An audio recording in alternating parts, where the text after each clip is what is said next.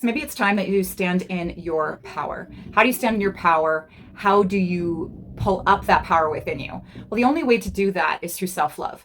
And so the reason I wanted to bring this topic up really quickly today is because we're coming into spring and summer, and what is the number one thing I see so much is everybody wants to get in shape. Everybody wants to have a toned body.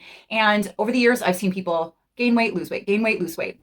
And the only real way to achieve optimal health and wellness, where you're going to release fat from the body, is by creating self-love. Because all of the other reasons and all of the other, I guess, excuses why people want to do that, it's not sticking because the root reason isn't there. So people want to get in shape to go to, Mexico, or to be on a beach, or, maybe there's a significant person in their life that they want to attract or keep or look good for. All those reasons are so superficial. And I know that it's important, like people want to do that. But behind all of it is a very big lack of self-love. So the more we start to develop and honor our body from the inside out, because our body is so absolutely amazing. All of our cells talk to each other. All of our organs are connected to our cells. We can talk to our body. We can change our body through talking to ourselves, because everything is connected. We are energetic beings, emotional beings before we are physical beings. And so when we start to develop self-love, authentic self-love, and we start to do things, what happens is that what you become, you start to acquire the habits for that. So you start to become loving to yourself. What are you going to do? Are you still going to treat your body the way possibly you're still treating it right now?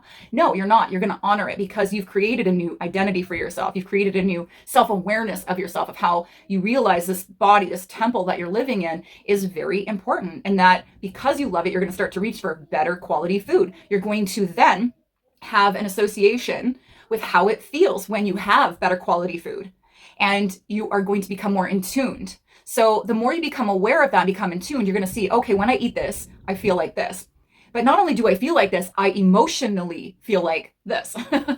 So you start to have that awareness of how you feel when you start to eat certain foods. And then you begin to eliminate those foods that are not resonating with you anymore, and they're not serving you anymore, because you are on a new path. You're on a new path to self-respect and to self-love. Your whole entire world shifts when you do this. And I know that when people say you gotta love yourself, it sounds so hokey because it's been so overly said, but you need to really get into yourself to really see it. Look in your mirror for 3 to 5 minutes telling yourself you love yourself authentically. Because when we have real self-love, what happens is that we start to pull everybody else up around us. And it's really hard to be that positive, loving person in your life when you hate yourself. It's hard to be the best version of a parent. It's hard to be a really great in a relationship if you don't love yourself. So by starting with self-love, then you are going to acquire the success that you're looking for within your body so much faster.